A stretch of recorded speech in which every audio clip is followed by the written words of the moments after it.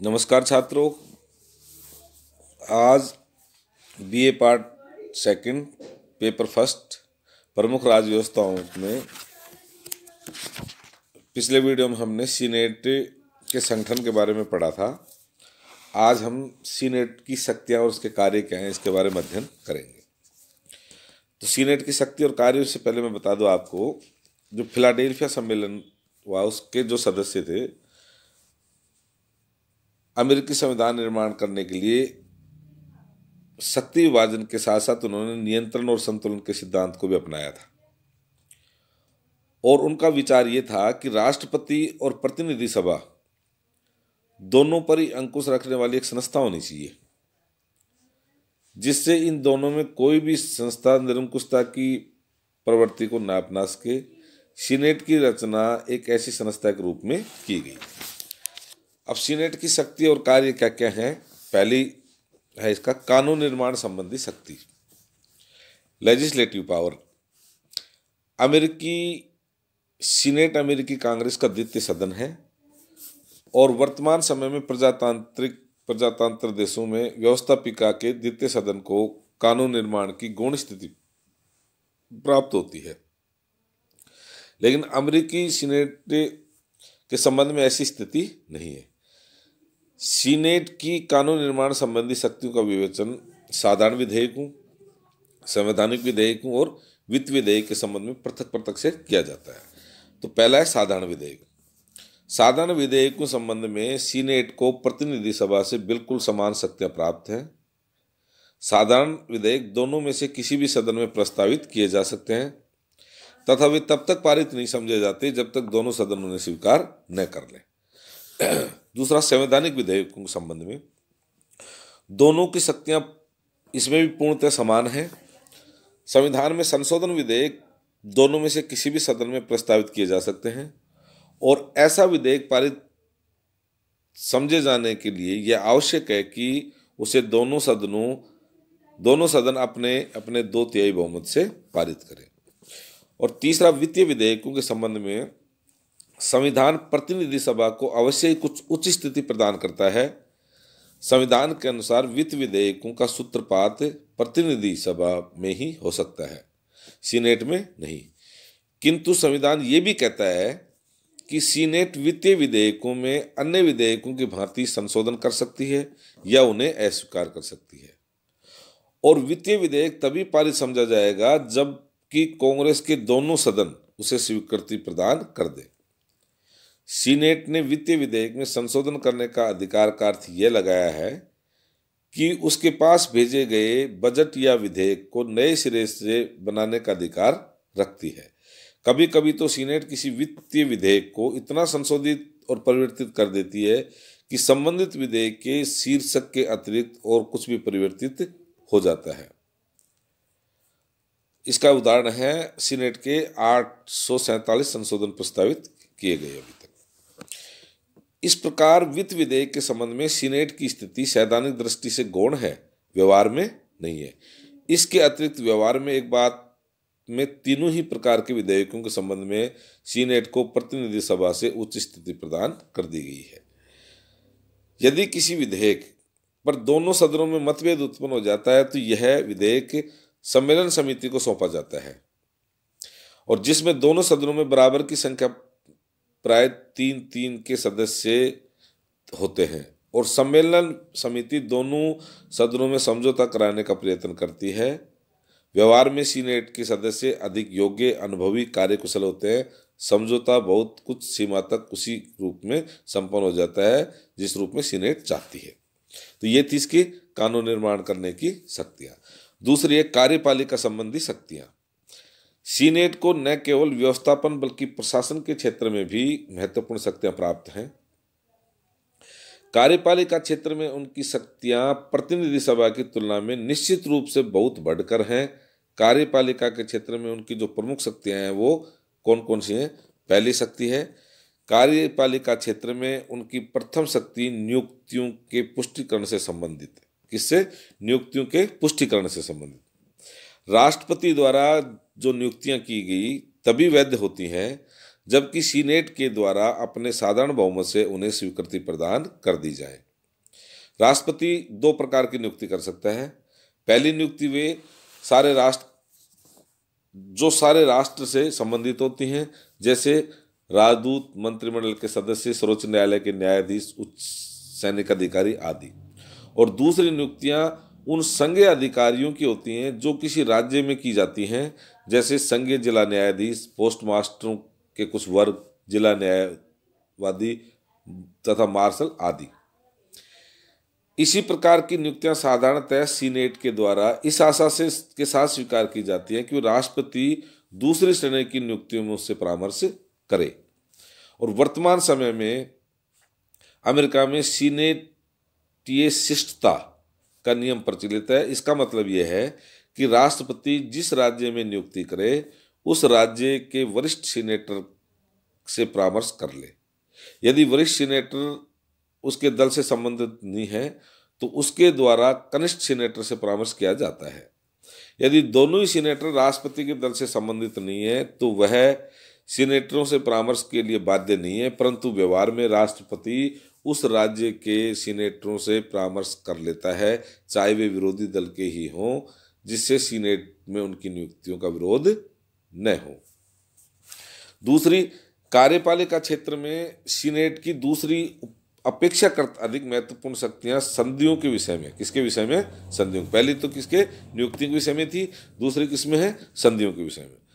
संधियों के संबंध में व्यवस्था है कि राष्ट्रपति द्वारा विदेशों के साथ की गई संधियां उस समय तक लागू नहीं समझी जाएंगी जब तक सीनेट उन्हें 2/3 बहुमत से स्वीकार न कर ले। और सीनेट की यह शक्ति सबसे महत्वपूर्ण है। और सीनेट अपनी शक्ति के आधार पर वैदेशिक संबंधों के संचालन में राष्ट्रपति की भागीदारी बन गई है। सीनेट अपने इस शक्ति संबंध में सदैव हमेशा सचेत रहती है और इसके असर पड़ने पर कुछ संधियों को अस्वीकार भी किया जाता है। तीसरी है, सीनेट की तीसरी कार्यपालिका शक्ति शांति युद्ध की घोषणा से संबंधित है। तीसरी कौन सी है? शक्ति युद्ध की घोषणा से संबंधित है। पहली थी नियुक्तियां, दूसरी थी संधियों के विषय में, और तीसरी है शक्ति युद्ध की घोषणा से संबंधित। संविधान के अनुसार युद्ध की घोषणा कांग्रेस के द्वारा ही की जा सकती है। सीनेट अपनी प्रथम 2 कार्यपालिका शक्तियों का प्रयोग तो अकेले ही कर सकती है, किंतु वह तीसरी शक्ति का प्रयोग उनके द्वारा प्रतिनिधि सभा के साथ मिलकर किया जाता है। तो ये थी इसकी कार्यपालिका शक्तियां। तीसरी है अन्वेषण संबंधी शक्ति, अन्वेषण की शक्ति। सीनेट को एक अन्य महत्वपूर्ण शक्ति अन्वेषण या जांच के संबंध में प्राप्त है। संविधान के द्वारा तो सीनेट को व्यवस्थापन संबंधी कार्यों के लिए ही अन्वेषण की शक्ति प्रदान की गई थी, किंतु सीनेट ने अपनी इस शक्ति के आधार पर अनेक बार प्रशासनिक विभागों के कार्यों की व्यापक जांच की है। और सीनेट के इन अन्वेषणों को इस आधार पर उचित ठहराया जाता है कि शक्ति विभाजन के सिद्धांत पर आधारित संवैधानिक व्यवस्था में प्रशासनिक भ्रष्टताओं को प्रकाश में लाने का यही एकमात्र साधन है। सीनेट द्वारा किए गए अन्वेषण से राष्ट्रपति हार्डिंज ने के काल में 13 षड्यंत्र प्रकाश में आया, जिसके परिणाम स्वरूप 3 मंत्रियों को क्या करना पड़ा? त्यागपत्र देना पड़ा। तो तीसरी शक्ति थी अन्वेषण संबंधी शक्ति। वस्तुतः सीनेट द्वारा किए गए अन्वेषणों की महती सेवा है। इस आधार पर लास्की लिखते हैं कि अमेरिकी अन्वेषण समिति की व्यवस्था में ब्रिटिश रॉयल कमीशन तथा लोक सदन के प्रश्नकाल दोनों के गुण समन्वित हैं। और सीनेट की इस शक्ति को दूषित पक्ष यह है कि इसका दुरुपयोग भी किया जा सकता है। चौथी है न्यायिक शक्तियां। सीनेट को न्यायिक शक्तियां भी प्राप्त हैं, जिनमें सबसे प्रमुख महाभियोग की जांच का अधिकार। चौथी न्यायिक शक्ति में सबसे पहली है महाभियोग की जांच का अधिकार। प्रतिनिधि सभा में राष्ट्रपति, उपराष्ट्रपति, सैनिक अधिकारियों, न्यायाधीशों पर देशद्रोह, भ्रष्टाचार तथा अन्य गंभीर अपराधों पर क्या चलाया जाता है? महाभियोग लगाया जा सकता है। महाभियोग की सुनवाई सीनेट में होती है और वहीं पर अपना निर्णय देती है। महाभियोग की सुनवाई करते हुए न्यायिक प्रक्रिया के सभी कार्य जैसे आदेश जारी करना, गवाहों को बुलाना और उन्हें शपथ दिलाना का काम करती है। महाभियोग की सुनवाई के समय सर्वोच्च न्यायालय का जो मुख्य न्यायाधीश सीनेट की अध्यक्षता करता है। अपराध सिद्धि के लिए 2/3 बहुमत की आवश्यकता होती है। अभी तक सीनेट में कुल 12 बार महाभियोग प्रस्ताव की जांच की गई। इनमें से 4 बार महाभियोग प्रस्ताव पारित किया गया। 1868 में राष्ट्रपति एंड्रयू जॉनसन पर महाभियोग लगाया गया था, किंतु वो असफल हो गया। तो ब्राइस ने महाभियोग को कांग्रेस के शस्त्रागार का सबसे भारी शस्त्र कहा है। और 5वीं, अन्य शक्तियां। सीनेट को कुछ और शक्तियां प्राप्त है। वह राष्ट्रपति उपराष्ट्रपति के निर्वाचन के लिए किए गए मतदान की गणना करता है और निर्वाचन परिणाम की घोषणा करती है। विशेष दशाओं में वह उपराष्ट्रपति का निर्वाचन भी करती है।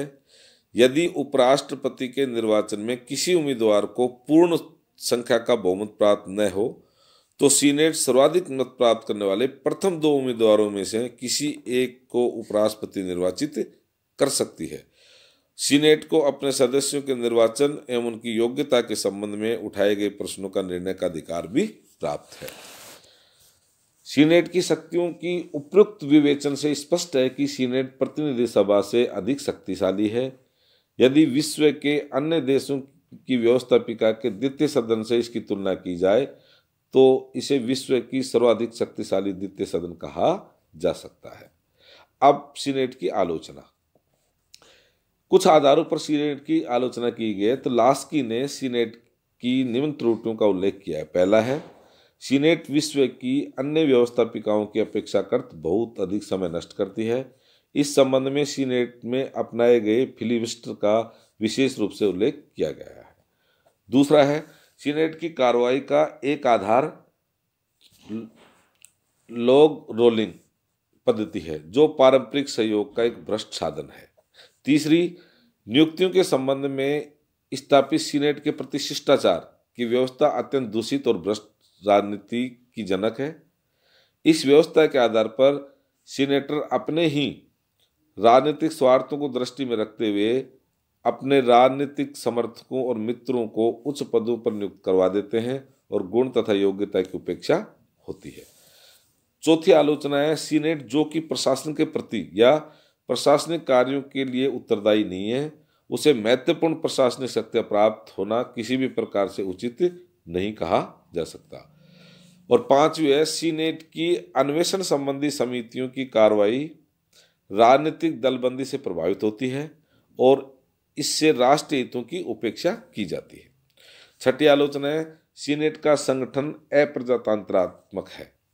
अमेरिकी संघ की इकाइयों की जनसंख्या की दृष्टि से बहुत भेद है, किंतु सीनेट में सभी इकाइयों को समान प्रतिनिधित्व प्रदान किया गया है। सीनेट सदस्यों का बहुमत अमेरिकी संघ की जनसंख्या के 5वें से भी कम हिस्से का प्रतिनिधित्व करता है। और 7वीं आलोचना है, सीनेट के सदस्य समाज में अत्यंत कुलीन वर्ग में से आते हैं और उनके द्वारा जनसाधारण के हितों की उपेक्षा की जाती है। अनेक बार सीनेट सदस्यों के निर्वाचन में भ्रष्ट साधनों और धन का प्रयोग किए जाने की बात भी कही जाती है और यह निर्मूल नहीं है। और 8वीं है, सीनेट की इस आधार पर भी आलोचना की जाती है कि इसके द्वारा सीनेटीय अहम में वशीभूत होकर राष्ट्रपति का अनावश्यक विरोध करने और राष्ट्रपति को नीचा दिखाने का प्रयत्न किया जाता है। कभी कभी राष्ट्रीय संकट की स्थिति में भी सीनेट की यह प्रवृत्ति बनी रहती है और इससे राष्ट्रीय हितों को क्षति पहुंचती है। तो ये थे सीनेट के कार्य और उसकी शक्तियां और उसकी आलोचना। अब अगले उसमें पढ़ेंगे सीनेट की महत्ता और उसके सीनेट और राज्यसभा की और प्रतिनिधि सभा।